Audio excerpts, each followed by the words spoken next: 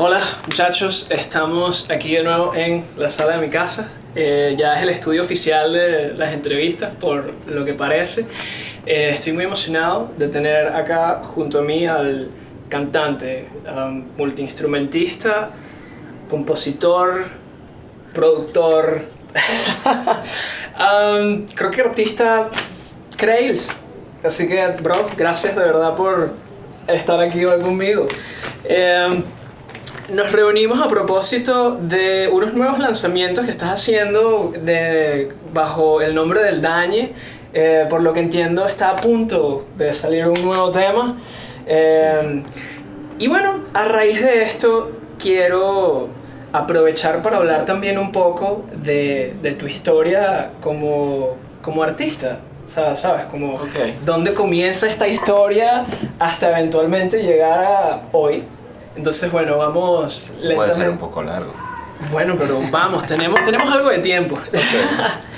A ver, Krails, yo te conozco a ti como Krails y Krails García. Sí, ese es mi nombre de pila. Ok, ¿dónde comienza? ¿Cómo te haces con la música? O sea, ¿cómo llegas a eso? Porque yo creo que no es algo que... O sea, sucede como que por casualidad a veces, pero uno tiene esa cosa adentro. ¿Cómo te das cuenta de que eso está ahí? Yo creo en este momento que eso tiene que ver con el contexto, con el camino que puedes tomar en la vida y las cosas que están en esa ruta. Hablábamos ahorita antes de comenzar de la Camerata, Camerata de Caracas, básicamente Isabel Palacios, porque creo que detrás de esta institución, de este grupo, bueno, ese es un nombre que además lleva el listón muy alto, ¿no? Yo creo que además, o sea, del cuento normal, que si empecé cuando pequeño, que si me gustaba, que si de pronto tenía alguna cualidad, que no lo creo. Sí, creo que era un bestia y que no podía hacer absolutamente nada bien. De hecho, cuando estudié, algunos profesores, como, no sé, en La Lama, Rosa Briceño, me puso en aprietos, tuve que apretar. Cuando llegué a la Camerata fue cuando empecé a hacer música de manera, digamos, profesional, seria. ¿Cómo llega? Porque ya la Camerata es una institución. Ajá. ¿Cómo? Porque mira, a mí personalmente, a mí me pasaron como por varios lugares antes de yo darme cuenta de que la música era lo mío. Como que me metieron en clases de fútbol. Okay. Yo era un desastre haciendo deportes.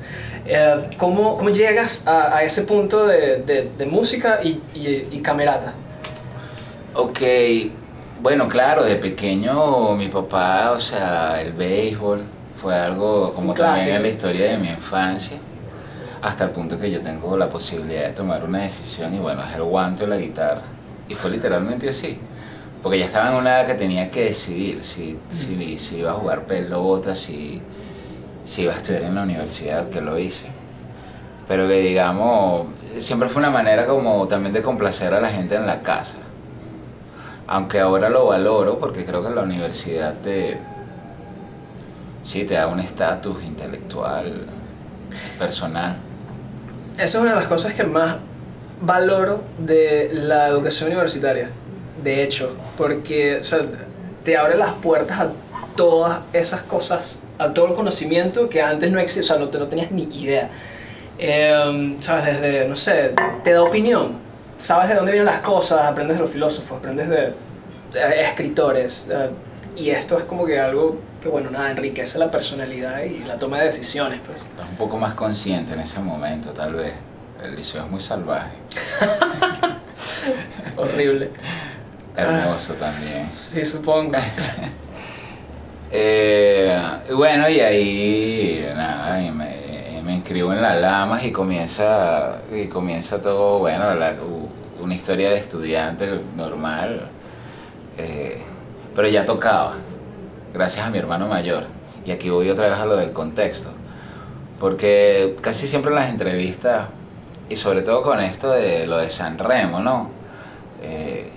Del premio reciente en Italia, creo que siempre me preguntan como quiénes te influencian, ¿no? Es una pregunta que aparece en la gira de medios, que es recurrente.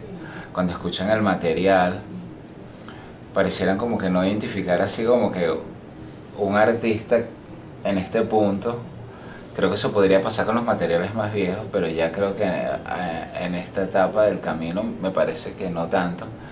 Y entonces, por ejemplo, mi hermano, también hablaba de él hace rato, mi hermano mayor fue una influencia muy fuerte, porque bueno, era muy cercana, estábamos en la casa, la música que él escuchaba, ¿no? O sea, hay una diferencia notable entre pasar la vida escuchando Zeppelin, Supertramp, The Police, que escuchando otra música. Claro, a juro te debe tocar de alguna forma, debe dar huella. Claro, en el criterio, en el gusto, porque son cosas que se mezclan en un punto, sobre todo cuando te toca jugar al productor. Entonces lo mismo respondía en las entrevistas que me hacían para lo de Sanremo, que creo que mi hermano mayor, por ejemplo, lo mismo Isabel Palacios, trabajar con ella, aunque trabajábamos sobre el repertorio de música barroca, por ejemplo, en este caso muy específico de la camerata, pero el approach hacia el trabajo musical era un modo, y eso te marca o no. Yo creo que en mi caso me marcó muchísimo, y de hecho yo te podría decir en este minuto que aunque no tengo nada que ver con el barroco, con el renacimiento en lo que hago, mi método de trabajo, de montar e inclusive de producir tiene mucho que ver más con la camerata que con cualquier otra institución o video de algún youtuber, por supuesto. Brutal. Bueno, eso es un bonito punto de partida. ¿Has escuchado la camerata? No. Tienes que oírla. Bueno, nada, apenas terminemos acá voy a YouTube de una. De una. Ok, entonces entras a estudiar música, ya tienes como que estos tutores. ¿En qué momento sucede Creils como artista, como compositor? Okay. Que sales como que con esta primera canción al mundo y dices, mira, este es mi proyecto, yo hago esto. Reciente estaba recordando, teníamos una banda de funky, y hacíamos como, sí, tocábamos como acid jazz con funky, y en un momento me cansé como de la dinámica de la banda, no iba a ningún sitio, y junto a John Carlos Medina, que es un tecladista y arreglista que también me marcó mucho, precisamente como la gente de la ruta, digamos. John Carlos es otro nombre. Con John Carlos grabé 9 temas y ahí comencé como, digamos, una relación sin querer queriendo. Todo me fue empujando y con ese demo que hice en ese tiempo, me senté en reuniones con editoras, disqueras, habían algunas baladas y algunos temas que coqueteaban con algunos géneros que me siguen gustando, relativos al pop. Entonces ahí digamos como que comenzó algo, aunque yo creo que cometí, no sé, digamos, no sé si la torpeza, pero la necedad yo volví a armar bandas. Okay. Yo insistí. A mí me gustan las bandas, no sé por qué. Bueno, no, es cool. Bueno, sí sé. Hay un lado muy interesante en el trabajo de laboratorio, creo que es esto lo que me llama la atención. Bueno, una de las cosas, yo pasé por Dicotomía antes de una banda. Okay. Y en el momento de Dicotomía ser banda, atesoro todos esos momentos de creatividad compartida, ¿sabes? Como de ver a alguien que se ocupa de la batería solo hacer cosas de la batería y que de ahí salgan ideas, que el bajista, que solo lo que hace él salgan, o sea, como que... Porque cuando uno hace cosas solo, estás solo contigo, que no está mal, Por eso es cuando se va el bajista o el baterista o quien sea, hay como una especie de divorcio y hay como un guayao también que es relativo a esta imagen que te estoy diciendo. Sí, sí. Hablando de día de San Valentín, que por cierto hoy es 14 de febrero. Sí. Porque es un amor, o sea, es como... no sé si es sexual, pero es claro, porque figura... Piensa en esto. A ver, tú estás haciendo la voz y entra la intro, no sé, con la caja nomás y unos acordes, solo brillo. Y de pronto entra el bombo con el bajo y sientes ese boom que soporta la voz y te empuja a cantar. Ese nivel de placer que genera esa persona también te compenetra o no y se agradece y lo lamentas cuando te separas de esto. Sí. Yo creo que ahí es donde está el dolor. Bueno, nos fuimos un poco del tema, pero... bueno... Parece una consulta. No, pero es verdad, o sea, sí está... No fuimos del tema. Porque estabas diciendo que no sabes por qué es esa cosa que te traía a la banda. Atender relaciones rotas en banda. ¿Cómo es? 900 corazones rotos de bandas _Crails. Break Heart. Algo así. Hacemos consultas de lunes a viernes en horario de 9 a 5. Los fines de semana son nuestros. Bueno, ya que el coaching y tal y los gurús andan como en boga, podríamos entrar en esta onda también. Okay. Entonces, bueno, creo que eso tiene que ver con esta cuestión de que por eso uno que también va buscando hacer banda. Me fui otra vez a las bandas. Sin embargo, en un momento teníamos armado Subterráneo. Y, o sea, buena parte del repertorio era mío.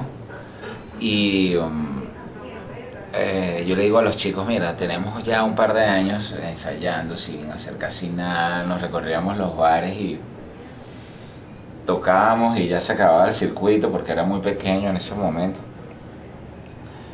Específicamente, no sé, o sea, cómo estará en relación ahorita. Me imagino que era más grande que ahora, por supuesto, pero digamos que en ese momento se nos hacía como pequeño, hacíamos los bares y se acababa como la emoción. Para volverte a dar una fecha te decían, no, tienes que esperar algo más de tiempo. Yo le digo a los chicos, vamos a grabar, ninguno se suma. Y yo digo, lo decía en caliente ahí, estábamos en un bar aquí en Plaza Venezuela, en el Gordon Blue. Nos fuimos después de un ensayo a echarnos unas cervezas y entonces yo les digo, chicos, la cosa es así, vamos a hacer un álbum. Entonces no, y la disquera, y ya estábamos comenzando el 2005 y yo les decía, hay Tiempo Feroz, salió a finales del 2005, yo les decía, ya las agrupaciones hacen álbumes sin disquera. Existe el indie, existen los home studios. De hecho, Tiempo Feroz se grabó en un estudio casero con Julio César de la Noche, que era el tecladista original de Témpano. Fue Germán Landaeta, el ingeniero. Verga, todos esos nombres están como en el imaginario colectivo venezolano. Del rock. Sí. Claro que sí. No los conozco, Fue pero Germán, conozco los nombres. Conseguimos una batería, una Ludwig como del 76 con que habrían grabado el primer álbum de Témpano, de la formación original, y cuando Germán escuchó los demos dijo, a esto le viene bien un sonido así retro, yo tengo acceso a esta batería, la microfonía Roberto Percuoco con la supervisión de Germán, que esas tomas quedaron muy lindas, las grabó Julio César de la Noche. Después las mezclamos con Francisco Domingo del TAS, del Taller de Arte Sonoro. No, de verdad, lujo en ese momento. Había acceso, podíamos llegar. De ahí a la historia de cómo grabé el tema, por ejemplo, que me lleva a San Remo, hay mucho... No, tranquilo que ya vamos para allá. Ahorita estamos aquí entrando a Crails, estamos abriendo las puertas al proyecto. Ya vamos a llegar a la venganza de la flor. Ok. Bueno, qué cool. Ajá, pero eso fue con esta banda. Sí. Como que comenzaron a grabar. Y eventualmente, o sea, ¿qué pasa? Supongo que se deshace la banda o no sé. Sí, yo me voy a grabar en solitario. Algunos de los chicos deciden colaborar con la grabación, ya que era el repertorio, se iban a respetar algunos de los arreglos. Ellos no quisieron grabar. No Y tú te fuiste tú solo, así que mira, yo voy a grabar mi vaina. No quisieron coparticipar del proyecto con la banda ya como en términos ejecutivos y ya de negocio, ¿sí? Y yo necesitaba trascender ese nivel, digamos, bueno, de una banda ya como que toca a nivel de hobby, que matar un tigre aquí, otro allá, y yo quería probar. Entonces, bueno, ahí fue cuando el proyecto adquiere mi nombre, ¿no? Y yo digo, bueno, además yo soy el compositor de los temas, los arreglos son míos, vámonos. Vendí casi todo y me fui a donde Julio César a grabar, me quedé sin plata en la mitad del camino. Él me dio unos bounce del estatus de algunas canciones. Con eso me moví y conseguí el dinero para terminar. ¿Qué? Todo en un año lo hice. Y entonces ahí, bueno, después terminé, mezclé, lo lanzamos. 5 de diciembre del 2005 lo lanzamos, lo recuerdo. Wow, que ese mismo año fue así. Feroz. Wow. Qué bien. Sí. Qué cool. O sea, ese drive como que te lleva...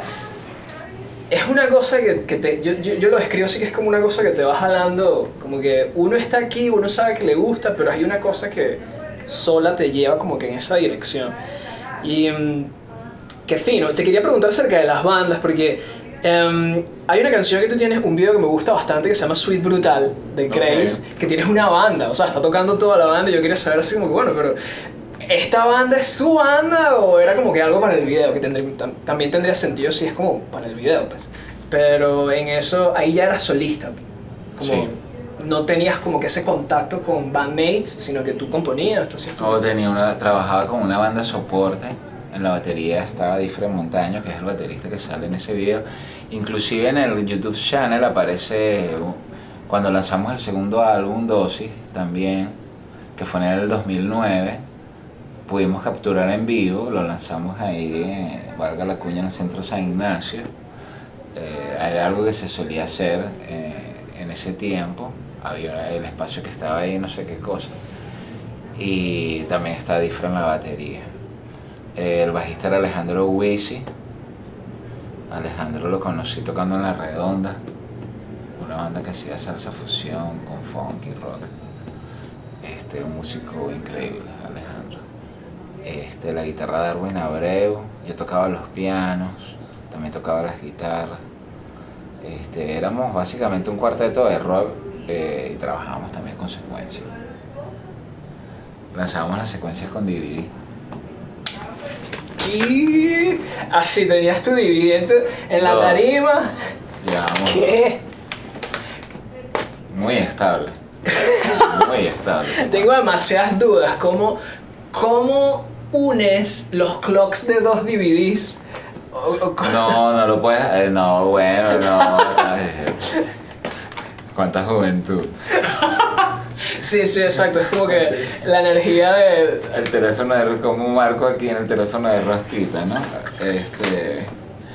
No, bueno, tienes uno prevenido. Ok. Ya va, la banda sonaba. Me acuerdo, mira, en ese concierto estaba desde aquel entonces el tema de la inestabilidad eléctrica. 2009. Wow. Ok. No entremos en ese, está bien, ese lago. Ok.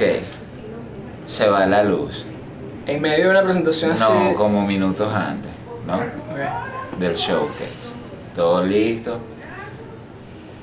Se prende la planta del centro comercial y cuando se prende manda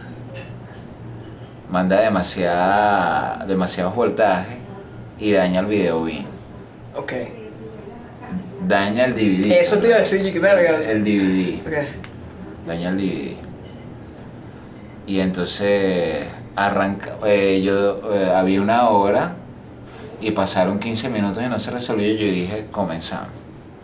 Y comenzamos sin secuencias. Dije, tocamos sin las secuencias, sin los teclados. Bórralo. Y la banda para adelante. Teníamos que sonar así también. Bueno, the show must go on. Sabes que bien.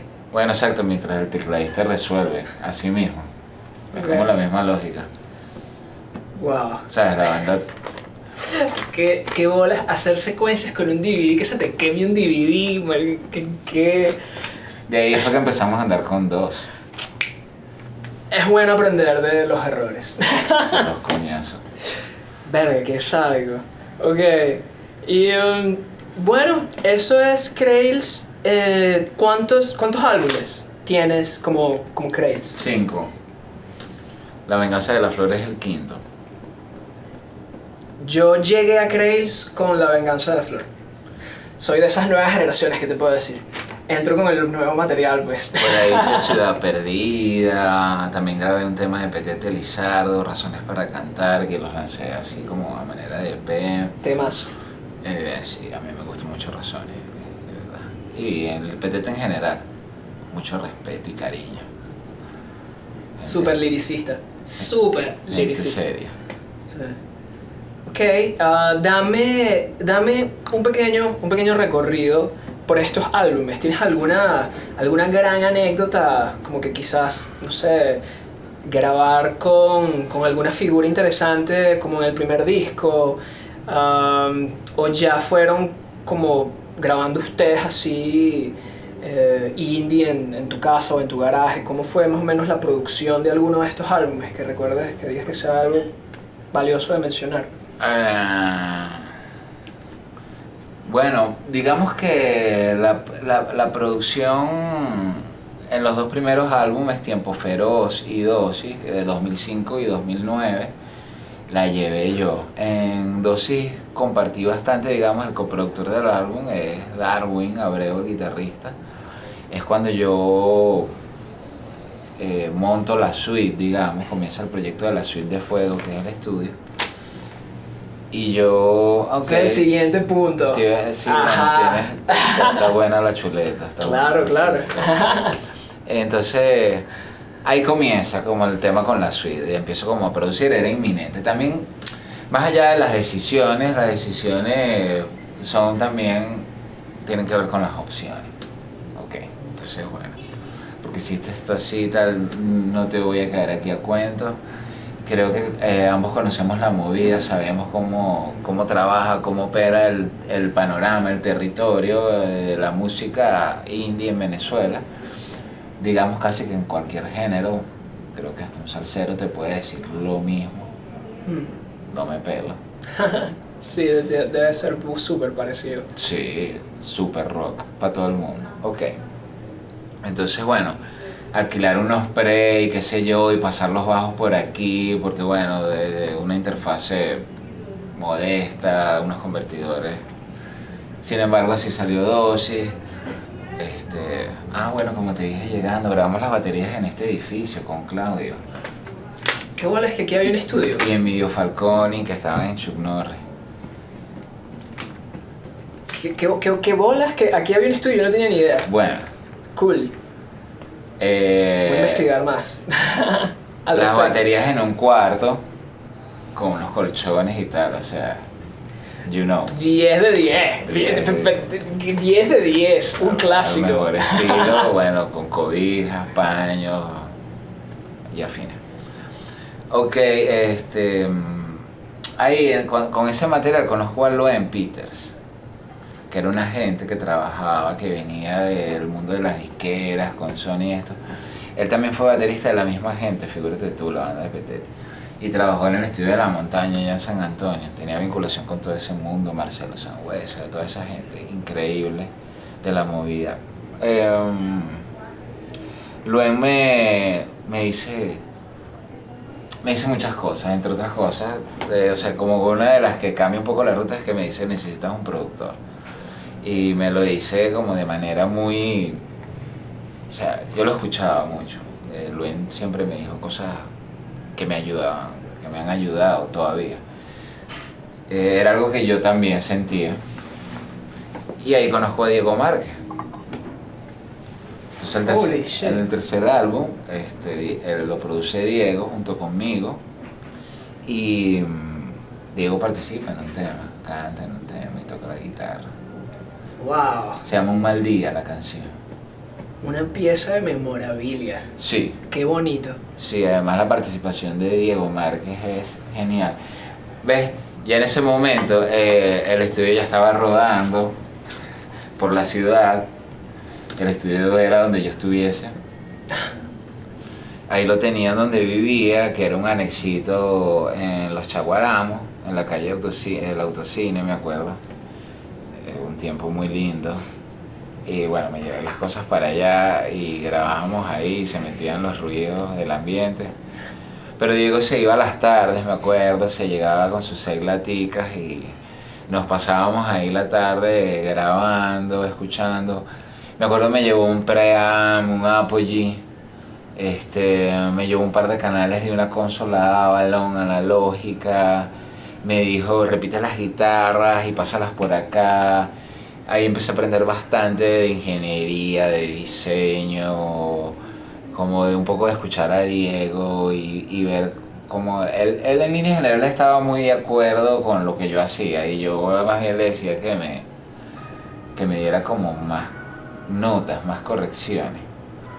Y él se quedaba contento, me decía, si está bien no te digo nada, ok. Entonces, pero aprendí mucho. Entonces, bueno, me acuerdo que hice todas las cosas, ese es En el medio de la nada, se llama ese álbum. Y lo lanzamos ahí mismo, en el 2011. ¿Tercer álbum? Tercero. Finalizando 2010 y comenzando 2011. O sea, Qué cool. era... Ahora bien, queríamos hacer un material que venía de unos demos, que grabamos unos ensayos, no pudimos, es el primer álbum que hago en formato electrónico. Y es como te digo, la decisión también pasa por la posibilidad de no perder la posibilidad de seguir publicando y haciendo música al margen del formato, ¿no? El formato no define como la obra, es una parte de la obra o el género, ¿no? Digamos, pero la esencia está en la canción. No, sí, no, y como tú dijiste, o sea, como que las decisiones son parte del contexto, pues. Absoluto. Y, ok, o sea, ya para el tercer disco comienza la suite de Fuego. Sí. Yo me entero de la suite de Fuego cuando veo, ¿cómo se llama esto? Creo que era Amigos de la Vida de Caribano. Ok. Hay un concierto que él tiene en YouTube Sí, claro. y dice que está grabado, producido, parte está en la suite de Fuego. Y yo digo, ¿qué es esto? Porque el concierto se veía muchísimo, o sea, está grabado fino. Y yo, ese fue mi primer contacto con la suite. Entonces, ¿qué es la suite de Fuego? Sí, efectivamente. Háblame de eso. Es el espacio donde yo empiezo también a vincularme con otros artistas. Vamos a partir de lo que tú estás diciendo. Además de ese trabajo, la suite me ha permitido... Hay algunos proyectos en particular que le tengo mucho cariño. Un álbum que hice para Guajari Meléndez. Okay. Un cantautor venezolano, ahorita está en España. Entonces la suite eres ya tú, es como, eres tú produciendo. Yeah. Es como un estudio, por decir eso. Sí, la bueno, suite es como un lugar. Ahorita efectivamente es un estudio, hay una sala de postproducción. Bueno, tú bien sabes que trabajo ahí en alianza con otro espacio y que es un poco más grande, que es DLR Studio, con Juan de los Ríos, entonces, y el profesor Jerry. Con ello, bueno, porque yo básicamente tengo una sala de mezcla y postproducción. Ahí grabo guitarras, hago muchas cosas y me encanta grabar las voces allí. Pero si necesito más espacio voy arriba y trabajo, digamos, como en este formato. También he ido en algunas producciones, bueno, me he ido a grabar baterías a otros sitios, he ido a Santa Mónica Records a grabar con Claudio Leoni, que es un verdadero lujo. Lo voy decidiendo según el proyecto. El proyecto, el estilo de la banda, lo que les conviene, también lo que pueden invertir en relación como... Yo trato, cuando me llega un proyecto al estudio, trato de que sea factible, básicamente. Y bueno, dentro de esa factibilidad que suene lo más óptimo posible, ¿no? Digamos, como que es lo más que podemos hacer con esta cantidad de dinero, de tiempo. de disposición. Son muchos factores, porque no es la plata nada más, ni el equipo. Ojalá. Eso es que sí. Serían cosas más fáciles de resolver. Es un buen porcentaje del trabajo, pero... Sí, el rock es fancy. Yo una vez, yo trabajé con... Bueno, no trabajé, yo... no sabría decir, yo creo que estudié algo de rock con un personaje llamado William Sculpey, y él, una de las cosas que me dijo, como que es una frase que se me quedó así grabada toda la vida, y siempre la uso, y la veo todos los días, y es brutal, lo que sea, el rock sale caro. Puedes verlo como gustes, yo no creo que esté hablando únicamente de dinero, pero es la inversión como de uno en esto, ¿sabes? Como no necesariamente monetaria, pero creo que encapsula muchas cosas. Claro, el rock es un camino también, es un modo de vida y... Uh-huh. Aunque no es un ismo, no es como una ideología, no es un partido, no es una religión. Se puede decir más bien que es como un modo de cultura, una cultura, el rock and roll. Y esto tiene, bueno, además es algo muy humano porque es orgánico, o sea, se ha dado, bueno, de la misma cultura, independientemente de que Paul McCartney sea un extraterrestre. Claro. Está ahí. Son está sus ahí. Canciones que están allí, Let It Be, lo que sea. Ok, bueno, ya pasamos por un poco del inicio de la carrera solista, la suite de fuego, que me encanta, por cierto, cada vez que voy por allá es como un espacio mágico así de música. Hemos trabajado y ahí Y verte trabajar ahí es como, es divino. o sea, estás como pez en el agua. Y acuérdate que tiene el patio así como el set de Bad Bunny. Para tomarte Con las 3 matas de segundos, como que despejar, es brutal. Bueno, luego de esto, ¿cómo llega Creils después de estos discos, luego de establecer como que su estudio como de producción? ¿Cómo llegas a La Espiral? Ok. Yo te quiero preguntar eso porque yo te vi, yo creo que esa fue la primera vez que te vi en vivo. Ok. Te estabas presentando en La Espiral en uno de los segmentos intermedios de un Nuevas Bandas en el banco, de lo que antes era el banco, ahorita es como... Corbán. en Altamira. Sí, en la Castellana, claro. No me acuerdo cómo se... Ahorita es un... Ellos hacen Nuevas Bandas ahí, no me acuerdo cuál es el nombre ahorita. Pero ajá, no era Vanesco, no era... Bueno, X, ajá, ahí. No era Vanesco. Era algo con B, estoy 100% seguro. Bancarrota. Bueno, esa vaina. Y... Bueno, ajá, era como un segmento, como que no era una banda. No era una banda como que estaba participando en el Nuevas Bandas, sino que era un segmento del evento. Claro, estábamos invitados. Ajá, era una cosa así de que tú estás acá, tú no estás compitiendo, sino que ustedes se están presentando en representación del evento. Y quedé impresionado. O sea, Okay. como que todo... Recuerdo que como que tú estabas con La Espiral, es como este dúo de tú, Uh-huh. Caribano, y tenía unas secuencias. Uh-huh. Tú estabas cantando, Caribano también cantaba y tocaba su guitarra. Y como que hacían covers de bandas que están como que en el imaginario colectivo de Caracas, pero les daban su sonido, una cosa así De súper... los 90 específicamente. Ok, pero era una cosa muy La Espiral. Sí, había una curaduría, había Exacto, o sea, un guión. creo que a lo que me refiero es como que la forma en la que presentaban las canciones tenía el sonido de La Espiral. Era una cosa así única y me pareció impresionante. O sea, de verdad disfruté de lo que vi, me pareció que era como que un proyecto muy sólido, como que los dos hacían lo que tenían que hacer. O sea, no sé, ¿cómo se da esa junta? ¿Cómo llegan a nuevas bandas? Háblame un poco de toda esa aventura de La Espiral. Volvemos a lo mismo, más allá de las aspiraciones o de las pretensiones, el contexto. Ok. Oye, estábamos en pandemia y me llama Félix, presidente de la fundación, a quien quiero mucho. Saludos, Félix. Sí, por favor. Por cierto, déjame ver. Estoy yo solo, viendo las cámaras, toda la cosa. Voy a abrir esto. Vaya, cortemos. Perfecto. ¿O no? Todo bien. Claro, estábamos en plena pandemia y...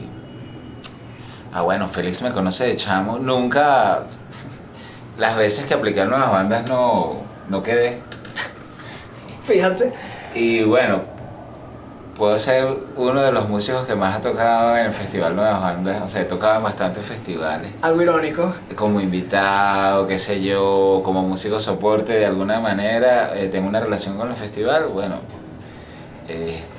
lo aprecio mucho, lo quiero mucho. Y me llama Félix y me dice... Creils, esto está todo jodido, vamos, ¿qué hacemos? Hay que salir a tocar, meterle oxígeno a esto, inventemos algo, ¿te quieres sumar? Y yo le digo, claro. Nos reunimos, él me cuenta de Sesiones La Espiral, yo sabía que él tenía un programa con ese nombre. Entonces me echa el cuento y me dice, no, yo logré hacer la de los 60, la de los 70, y me cuenta que la de los 80 la había llevado a cabo con Luis Girán y con Spiteri, antes que muriera, imagínate. Y yo digo, ok, si ese es el nivel, o sea, Spiteri me puso la expectativa así, y dije, ¿cómo? Yo no lo vi, y yo decía, ¿cómo habrá sonado aquello? O sea, si estaba Spiteri, eso era mortal, o sea, increíble. Me dice... Organicen un dueto y bueno, yo hablo con mi partner y le digo, mira, te voy a proponer algo. La propuesta es hacer esto con las guitarras acústicas, más como a nivel de unplugged, ¿sabes? Como a dúo, así, como puede ser un piano, guitarra y voz o algo así, que podíamos trabajar en ese formato y se podía hacer algo muy lindo. Pero entonces yo le digo, vamos a hacer algo, vamos a llevar esto a otro nivel. Yo me había ido con ese mismo formato para Buenos Aires con Darwin Abreu, con el guitarrista, después en el medio de la nada, en el 2010, antes de lanzar el álbum, yo estuve en Baires y ahí estuve tocando con ese formato, con Darwin. Es decir, tenemos las secuencias, las guitarras y las voces. Ya yo me conocía a la vuelta. Monté las sesiones, empezamos a hacer los arreglos, ampliamos cosas de los mismos temas, levantamos como un criterio en relación como a esto, a cómo llevarlo, qué vamos a usar, como los elementos de la electrónica, como en qué lenguaje más o menos lo íbamos a curar. Y así levantamos el repertorio junto con Félix, decidiendo las canciones, esta va, esta no va, así. ¿Qué nivel como ese semanas, equipo, güey? Como 2 semanas. Porque bueno, imagínate los 90, la cantidad de música buena que tiene. Además había una expectativa alta en el sentido de que no solamente debíamos curar en repertorio nacional o iberoamericano, digamos, que como había sido el iberoamericano de rock, también hablamos de eso hace rato.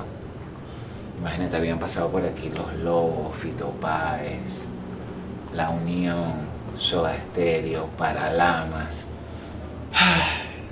Yeah. De hecho, creo que te dije que yo ni siquiera había nacido cuando eso. Yo ni de cerca ni de asomo lo pude haber visto. Bueno, está bien. Pero qué cool. Un poco de historia. Sí, sí. Entonces, bueno, en un contexto donde había muchos hits, Los Prisioneros tocaron también, la banda de Chile, ¿qué más? No sé, bueno. Me acuerdo también de Argentina, Patricia Sosa, tenía como un performance así como de soul blues, una vocalista increíble. Era otro momento. Y entonces, bueno, rearmar eso y para Félix era un desafío, se lo tomó muy en serio. Cuando él fue al ensayo y escuchó, se quedó loco, por supuesto. Dijo, no, yo no me esperaba esto, me esperaba algo ahí, ustedes dos con las guitarras acústicas, así como a nivel Paul Simon cantando las canciones. Entonces, esto también, ¿ves? Él cuando miró esto dijo, vamos a llevarlo a otro nivel. Y ese año terminamos cerrando el festival. Que ahora que dices eso, claro, terminan las bandas participantes, pasa un rato y salimos nosotros. Nos bajamos, dicen el resultado y se monta una chica y yo estoy terminando y me dice, ¿cómo que no ganaron ustedes? Me dice, ustedes me gustaron más que todos. Y yo, bueno, gracias. Nos eliminaron por los covers, le dije. Ok. Bueno, viste, exacto. Es una confusión factible. Tiene sentido. Bonita, linda, claro. Qué cool. No, de verdad, me parece como un powerhouse de presentación. O sea, Y todo eso desde la suite, Yo estaba terminando La Venganza de la Flor, el 5º álbum. Okay. Y bueno, era un momento, digamos, yo tenía una expectativa con La Venganza de la Flor, quería hacer un álbum básicamente de confieso, de rock and roll. Uh-huh. Comencé a hacer los arreglos y las versiones cero son como un ensamble como casi que de música, sí, casi country. Yo creo que hablamos de esto hace tiempo, fue una conversación casual, como que querías músicos, querías algo, sí, que era completamente distinto a... Escobillas, cuerdas frotadas, órganos grabados con micrófonos de condensador, pasados por amplificadores de tubo, con distorsiones reales. ¿Qué? Porque también me gusta, lo hago. Pero ojo, bueno, ya que llegamos... Naturalmente, que era el próximo punto luego a la espiral, La Venganza de la Flor. Ok. Esta fue mi introducción a Crails, luego de verte en la espiral por primera vez, porque no sabía quién eras. Eventualmente, no recuerdo si fue en el mismo año o un poco después, hago la búsqueda de quiénes son estos tipos que están partiendo, que están tirando la casa por la ventana, y me topo con La Venganza de la Flor. Brutal. O sea, como que todo, no sé, a ver, ¿cómo lo veo? Yo que produzco y conozco como que estos estándares de lo que es una buena producción, yo digo, esto es un discazo. O sea, desde que comienza hasta que termina, todas las canciones son un palazo, buenas líricas, o sea, fiestas cerebrales increíbles, el que no se ríe, o sea, son como que todos palazos. ¿Cómo fue? Y también sé que en el mastering de este disco haces como partnership con DB Mix, claro, que es una de las instituciones de postproducción más sólidas de Caracas. Hay una versión Atmos Dolby de La Venganza de la Flor. ¿Dónde escucho eso? ¿Cómo escucho? Bueno, yo no tengo Atmos, yo no tengo el cuarto. Pero lo recreas con los audífonos de la plataforma. Después me dices dónde escuchar eso. Claro. iTunes te lo puede ver, pero creo. Y después, y no solo eso, no solo trabajar como que con esta gran empresa de mastering acá, que siempre veo a Eduardo que sí, tomándose fotos en los Grammys y tal, y que hola. Con Lenny Kravitz. Sí, claro. Sí, relajado, súper casual. Tranquilo. También vi que tú estabas haciendo una campaña para su consideración en los Grammy Latinos con este álbum. Sí. Entonces me parece que esto es como un salto cuantitativo de lo que había sucedido antes a La Venganza de la Flor. Pues. Háblame un poco de cómo se construye esas alianzas, cómo se dan esos pasos, cómo sucede lo de los Grammys. Háblame un poco porque me parece que esto es un disco importante. Sí, es importante. Además, te estoy escuchando y pienso en algo que me viene ahorita con mucha fuerza, y es que ese fue un álbum que hice con la presencia de Cangrejo, además muy cercana, ¿no? Y es como el trabajo donde yo de alguna manera hago tributo a lo que venía aprendiendo de él, digamos, a su criterio de... Él es muy perfeccionista a nivel de mezcla, de postproducción, le gusta, más allá de retocar, es un tema de los planos, de las dinámicas, que ahora se hacen automatizadas, pero toda esa parte, él lo llamaba cabalgar. Ridering de Fader, claro. Claro. Ese tema le hace falta cabalgarlo, entonces es como, o sea, está bueno, pero no pasa nada, a lo mejor está un poco flat. Es como ¿no? estático. Claro, entonces Más movimiento. hay que moverlo, entonces estas cosas pasaban. De hecho, hay una anécdota muy simpática porque yo iba a hacer, como te dije, un álbum más, como de música más folk, ¿no? Como de, sí, más vinculada, no sé, pienso, no sé, en Neil Young, en artistas así, ¿sabes? Entonces, bueno, teníamos el presupuesto que teníamos y bueno, yo tomé las decisiones y empecé a hacer unos cambios, por supuesto, en el repertorio. Yo la primera selección que hice, o sea, como la gruesa, fue de 33 temas. Y de ahí entonces escogí 16 aproximadamente y empecé a Wow. limpiar, o sea, claro que hacía, grababa las bases, digamos como las ideas, con una guía de la voz y ponía algo de los drumming, de más o menos cómo era el arreglo. Y ahí yo empezaba a determinar si la canción tenía vida, si subía. Cuando trabajas como compositor muchas veces estás en el piano con la guitarra y puedes tener la sensación de que un tema funciona y después cuando vas a la sala, claro que el arreglo te puede ayudar, pero yo creo que hay como un momento donde la canción te da así como una especie de efecto terremoto donde sientes sí o no. ¿Okay? Y eso, claro, lo pruebas cuando tienes la capacidad como de escucharla al menos en un demo, o la grabas en un teléfono y te oyes y dices sí. O sea que te puede salir un poco de la pecera, digamos, porque si no, claro, el pez en la pecera, o sea, cuando la oyes tú interpretándola es muy diferente. Entonces, digamos, yo necesito hacer este ejercicio. Entonces, así, bueno, produje aproximadamente 13, de las cuales publiqué 9, pero cuando estábamos terminando le muestro a Cangrejo el orden. Lo pasamos, las sesiones de mezcla, empiezo a abrir cada sesión y le empiezo a pasar cada tema en el orden.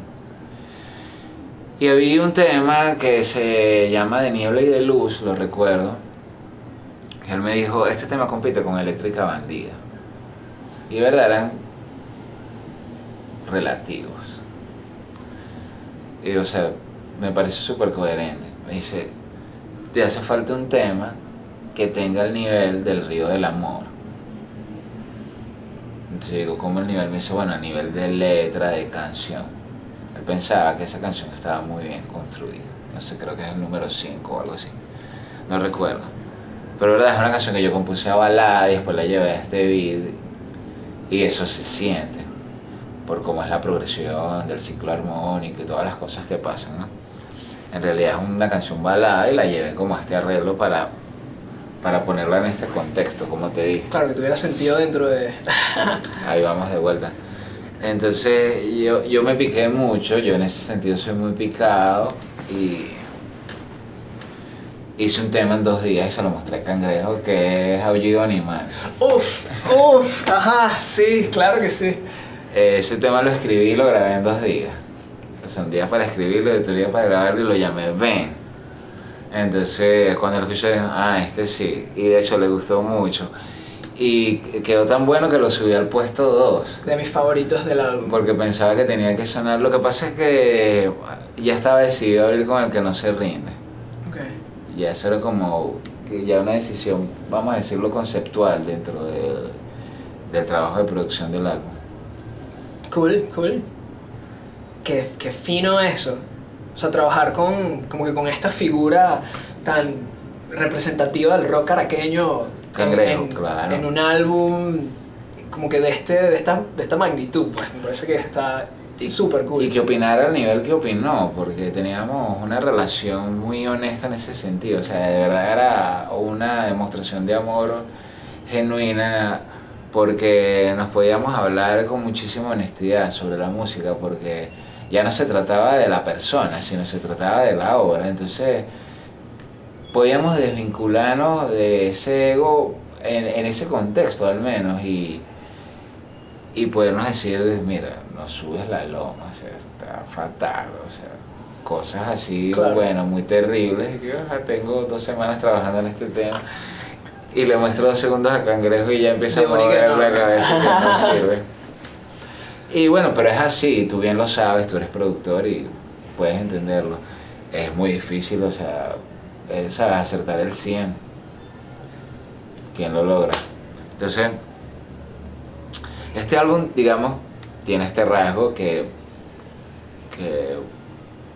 bueno, que ya va a ser una marca para mí también por la relación y el cariño y o sea, todo lo que quedó de haber compartido este tiempo con Cangrejo, de haberlo entendido, de haber trabajado juntos, de haber hecho, pasamos muchas horas de vuelo cantando y produciendo.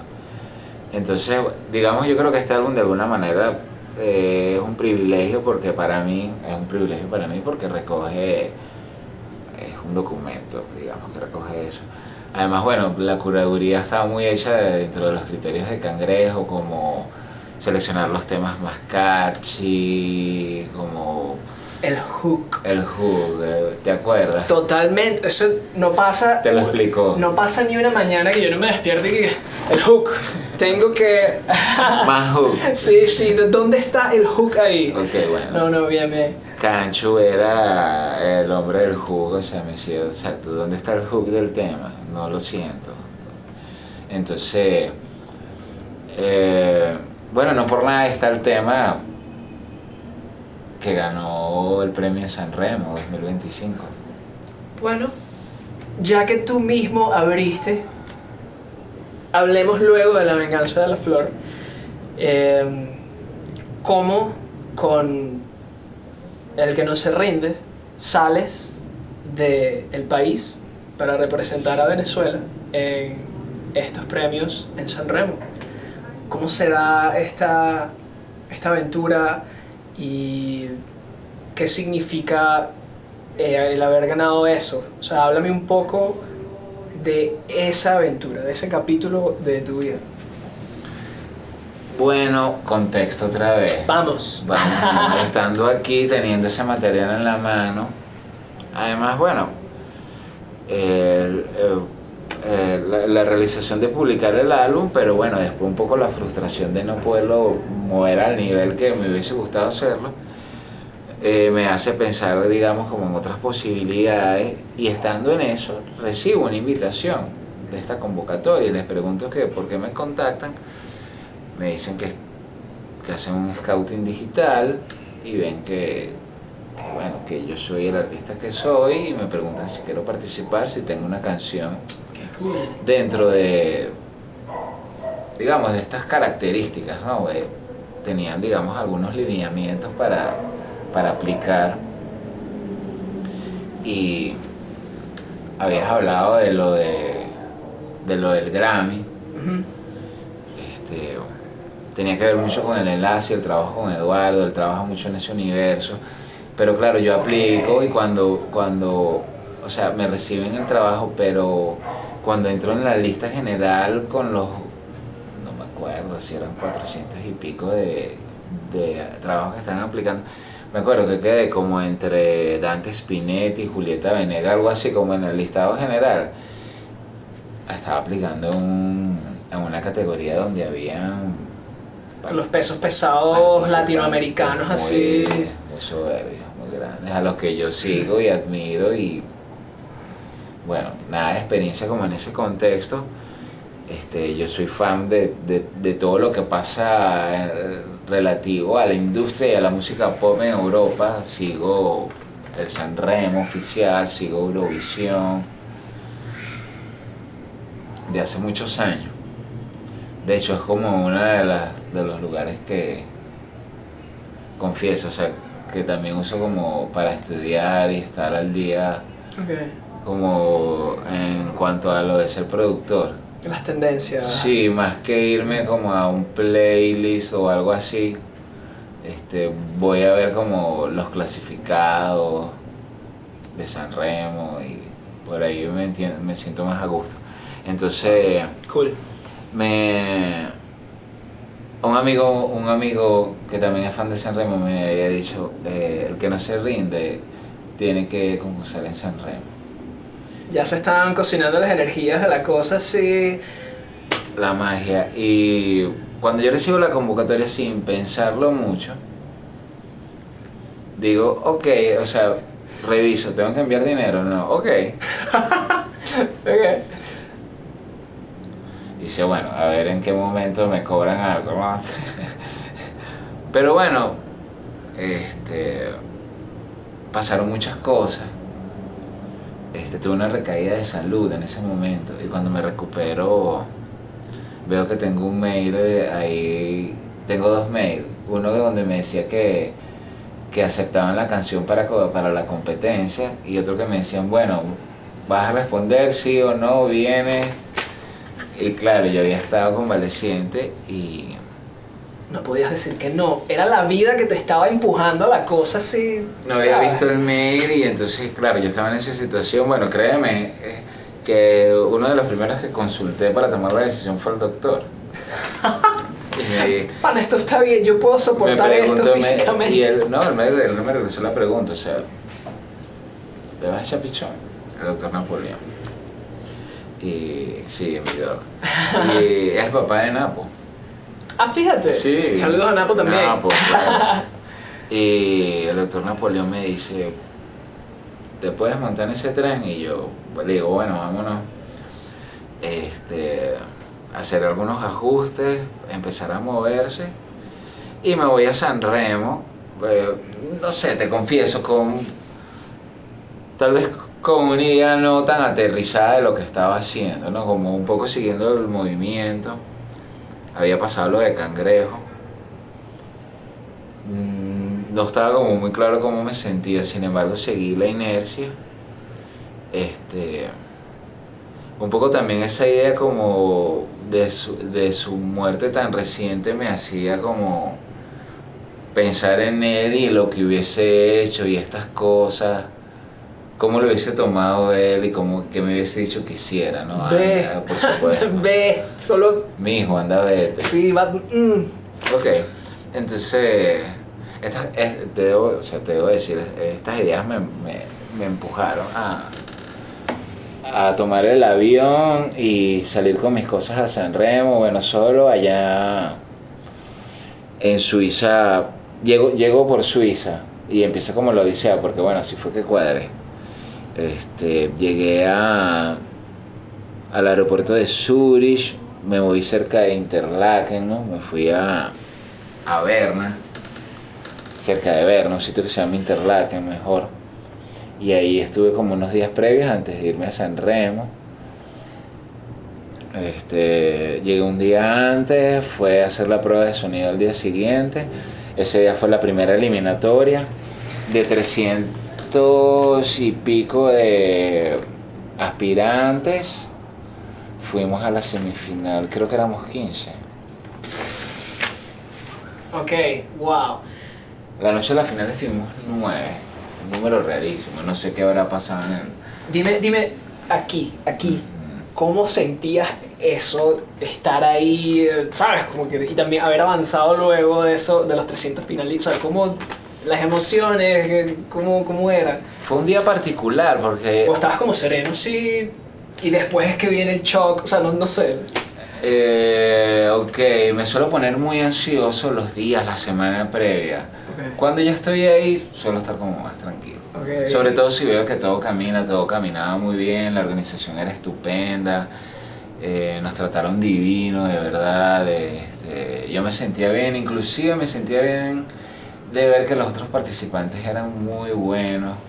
Me empecé a sentir como contento de estar en una competencia buena, como con gente que cantaba muy bien, habían canciones que me gustaban.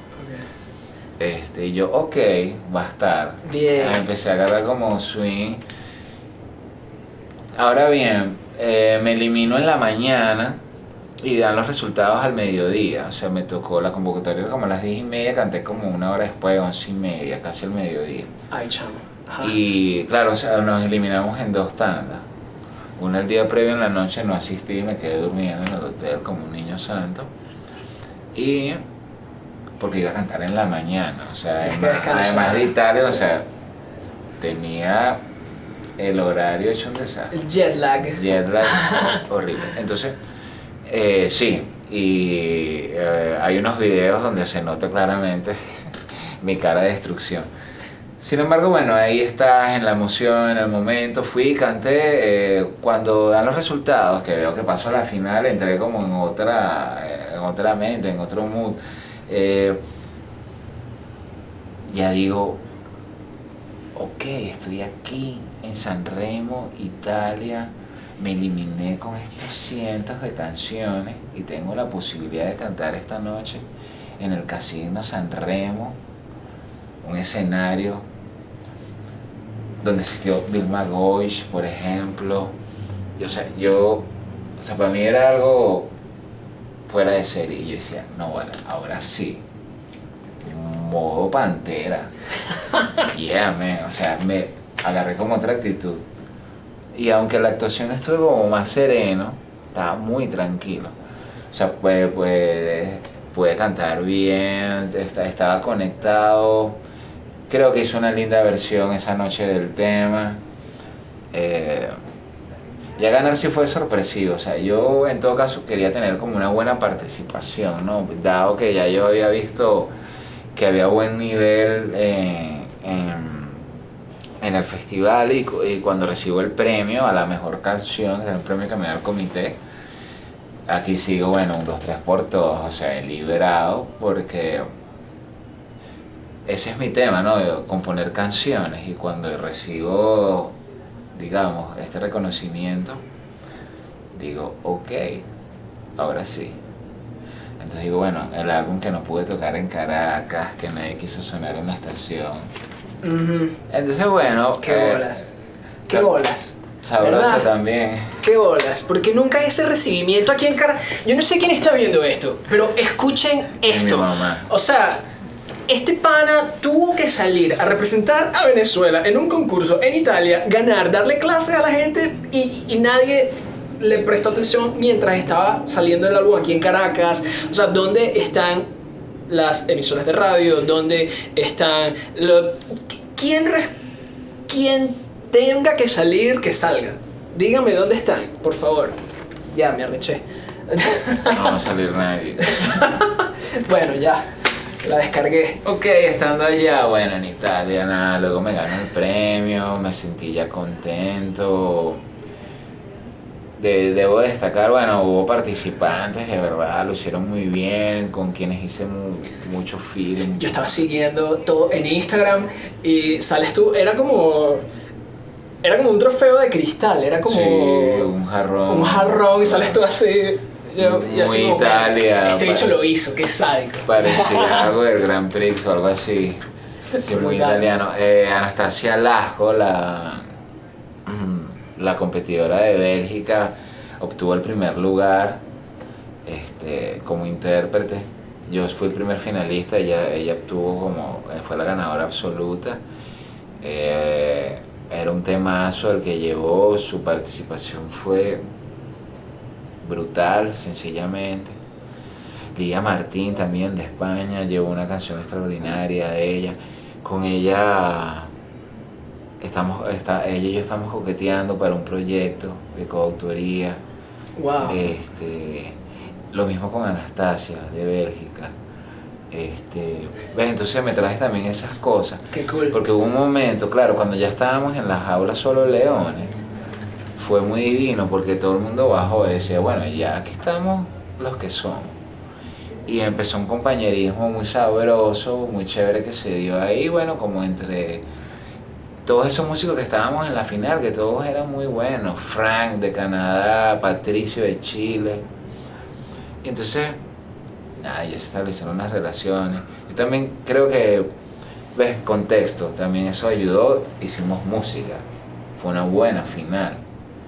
O sea, no hicimos una competencia, ya nos sentíamos a gusto, ya como que habíamos quemado un poco esa fase en la semifinal. O sea, ya... Claro, no era una competencia, sino que era ya otro estilo de compañerismo.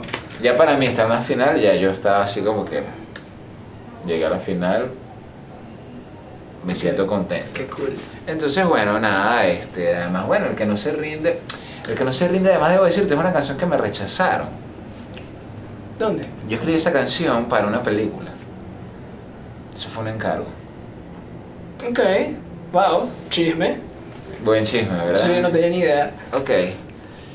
No voy a decirte la película porque la película salió y fue un verdadero y auténtico fracaso, menos mal. Ok. Entonces... Bueno, ahí tienen. Bueno, no fue mi culpa, ¿ves? O sea, ahora sí que no. Esta sí que no. Yo no sé, no me dijeron absolutamente nada. Me dejaron como esperando. Yo pregunté y me dejaron esperando. Yo mandé el demo a la productora y no me respondieron. Entonces, no sé, armando el play de La Venganza de la Flor, salió la letra por ahí y yo, oye, puede ser. Y cuando lo puse en el demo, yo dije, oye, esta canción está bien, suena linda, es rara, no tiene coro. O sea, a mí me sorprendió que la premiaran como canción, porque tiene una estructura muy particular. Yo escribo canciones, y bueno, ahora bien se sabe que las canciones, así como las películas, tienen una estructura y que deben pasar cosas, ¿no?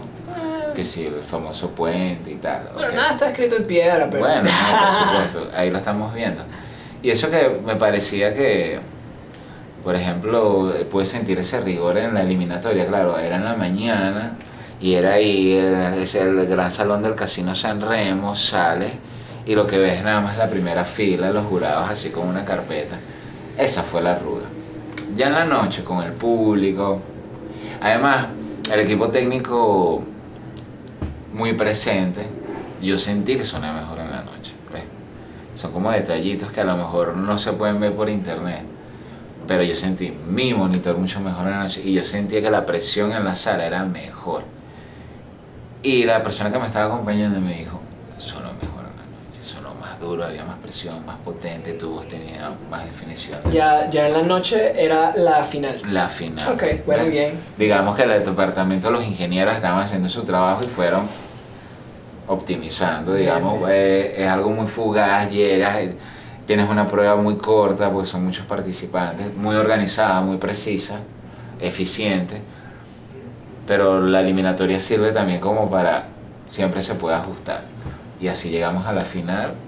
Y bueno, nada, ya ahí divino, me fui a Suiza a trabajar, luego unos días mientras esperaba de vuelta el pasaje, estuve trabajando ahí con Elena, la idea era trabajar con un productor que está allá, que es un productor ecuatoriano, ¿no? Un productor ecuatoriano. Sí, en Suiza. En Suiza, trabajando con un productor venezolano, con Elena. Y también con Tommy Sánchez, que está en España, que es maracucho, es venezolano, Tommy. Es increíble, un productor genial, con unas ideas y de verdad un nivel... Toda una aventura. Genial. Ahora estaba allá. Unas cosas no se dieron, ¿no? Inclusive íbamos a hacer algo con el Dañe y esas cosas se fueron, o sea, no pasaron. Entonces yo me puse las pilas, estuve rápido, y en el sitio donde me estaba quedando habían algunos equipos y logré instalar una pequeña estación donde logré preproducir 7 temas para Elena ya en Suiza, y me los traje y los estamos terminando ahora en la suite. Bueno, los espero. Claro. Los espero. Por ahí viene. Y cuando salga eso, algo montamos en las redes para que llegue a gente, que se esparza. Y bueno, ya para ir cerrando luego de todo este recorrido, vamos a hablar de El Dañe. Crees durante 5 álbumes. Y de repente, por casualidad de la vida, voy a una fiesta en este penthouse por Sabana Grande, teatro, bohemio, vaina, y yo de repente ¿quién es este pana? Y estás tú ahí cantando. Tú te metes para lo oscuro, ¿no? Bueno, ¿Qué hacías tú allí? me da curiosidad. Y cantando estos temas, así como que una electrónica trancada, lente de sol, una pinta, una cosa. Y yo, este bicho es Krails. ¿Qué es esto que está sonando? Porque esto no es La Venganza de la Flor, esto no es ninguna cosa que yo he escuchado de su música, y es completamente distinto. O sea, desde letra, música, presentación, la estética. ¿De dónde sale el Dañe? Bueno, así. ¿Qué es esto? Responderle así de dónde sale, bueno, el nombre lo puso Cangrejo. Ok. Un término muy decíamos, a esa canción le falta dañe. Era un término que usábamos para expresar Ajá. como cierto nivel de, ya tú sabes. Ok, sí, sí, sí. Ok. Contexto otra vez, era la posibilidad de, o sea, buscar un formato y también de decir cosas. Es también un espacio lírico diferente, esencialmente. Y yo, no sé, creo que la obra de Krails ya tenía como un rumbo, digamos, había como una forma y no quería irrumpirla. Como también hablamos antes, en la suite se han producido muchos trabajos y uno de los que me marcó fue La plena lucidez del orgasmo de La Quinta Larva. Yo estuve tocando con La Quinta junto con Chon, Roberto Bernal. Un proyecto que me marcó muchísimo. Hacíamos música electrónica con rock en vivo, teníamos máquinas, o sea, trabajábamos en vivo, 808, usábamos disquetes. Sí. Disquetes. Sí, disquetes. What? Eran máquinas que usaban disquetes. Cuando se quedaban colgadas era terrible. Entonces, Ok. sí se podía borrar el disquete, de hecho, eso podía pasar. Era una de las peligroso. paranoias, sí. Era como adrenalina. Era una aventura cada show. Bueno, ese trabajo siempre me dejó muy contento haber producido ese álbum. Eso está en Bandcamp, La Quinta Larva. Se los recomiendo. Me parece que todavía tiene vigencia, a pesar de que ya han pasado algunos años. Suena moderno. ¿Lo escuchaste? Sí, sí. Cool. Y es electrónica. Y es como oscuro. Burda. Porque Krails es más como... no oscuro. Yeah. For what it's worth. O sea, es como... sí, esto es como un... ¿cómo se llaman estos panas de... I'm a fire starter. I'm an instigator. ¿Quién es? Bueno, los Prodigy. de Prodigy. Okay, Ajá, como una cosa claro. oscura. Claro, La Quinta, sí, claro, muy Prodigy, sí, Ajá. tienes razón, hay drum and bass, hay de todo. Bueno, a veces las bandas y los proyectos, lo que estamos hablando, es complejo, no sea. Sin embargo, yo hice ese proyecto en alianza con Chon. Él está viviendo en Mérida y yo le dije, mira, quiero hacer algo que tú coparticipes desde allá. Entonces, él me demandaba data de Mérida que yo sampleaba y hacía cosas con esto. Y Khan trabajaba conmigo desde como de los conceptos, yo le mostraba las letras, entonces fue armando como un personaje y así el proyecto. Este proyecto, bueno, a mí me sirve también porque es como un recreo de Krails. También Krails a veces me pone el listón muy alto, siempre tengo, digamos, como aspiraciones que a lo mejor pueden ser agobiantes o me pueden agotar. Entonces, de alguna manera, el daño es en sí una realización porque Te sales de los márgenes. es un proyecto muy auténtico, expresivo, tiene pocas expectativas en ese sentido. O sea, publico en caliente, grabo un tema y no pienso mucho ni su mezcla ni nada y lo publico. O sea, lo hago de verdad con toda naturalidad, de verdad. Y he visto, te quería preguntar, porque Krails es como muy introspectivo, se habla, ¿sabes? Es como abres un poco la ventana hacia qué es lo que estás sintiendo, pero en cambio el Dañe no lo siento introspectivo, más bien lo siento como contestatario, es como que él está formando peos y como que se está haciendo preguntas también como que, ajá, chamo, pero ¿dónde estamos parados? Como que... y digo esto porque es muy reciente este asunto de la inteligencia artificial, este asunto de la tecnología como que nos está agobiando, y hay letras del Dañe que te preguntas a ti mismo como que mira, yo soy un algoritmo o soy un ser, como que te metes mucho con esa inteligencia artificial. ¿Por qué? ¿Cuál es tu relación con eso ahorita actualmente? ¿De dónde sale esa...? Creo que es un rechazo genuino. No sé, creo que lo que yo hago no se corresponde con eso. Entonces, también creo que el Dañe tiene una participación donde que va a buscar siempre quebrar el paradigma, romperlo, porque no funciona. O al menos esa es la sensación que se tiene en el proyecto. Entonces el espacio donde me permito reflexionar o tal vez opinar algo, creo que Grails, aunque ambos son existenciales, muy existenciales ambos personajes, creo que exacto, que uno es como muy mirada hacia adentro, ¿no? Como la mirada más del tema personal, del tema íntimo, es una canción como más cercana, sobre todo en mis baladas, ¿no? Que se siente así como, que es como algo muy, de verdad, frágil, es algo... en cambio el Dañe, bueno, no, es ya el tipo que tiene que andar en la calle, que también soy yo, que vive Caracas desde la perspectiva que la vive. Creo que es muy caraqueño el Dañe, o sea, creo que tiene mi contexto, Chacaíto, Plaza Venezuela, lo que yo hago, y también esas influencias y también las cosas que yo valoro de esos contextos, como la movida tuki y cosas por el estilo que me llaman la atención, porque las reconozco como culturalmente potentes y más efectivas que inclusive las que nos quieren implantar. O sea, Como más autóctona. son las verdaderas, a mi juicio. Buenas, malas, qué sé yo, eso es otro Están tema, ahí. eso están ahí. Nos representan, bueno, me temo. Cool, ¿por qué no? Es así. Es parte de la idiosincrasia, ¿sabes? Es Como así. es parte de la idiosincrasia estar aquí, Es así. tío. Entonces allí, bueno, también como si yo soy un poco más viejo, tengo más ruedas y puedo detectar alguna trampa y a lo mejor lo puedo advertir, creo que está bien. También estas canciones le hablan a gente que es más pequeña que yo. Y estas canciones también buscan que, o sea, bueno, que estás con el dispositivo porque te la paso por el dispositivo, porque no tengo otro chance. Pero al menos, bueno, quiero hacer el lance, voy a arriesgarme y tener la oportunidad de poder incomodarte y decir, mira, huevón, ¿cuántas horas tienes aquí pegado?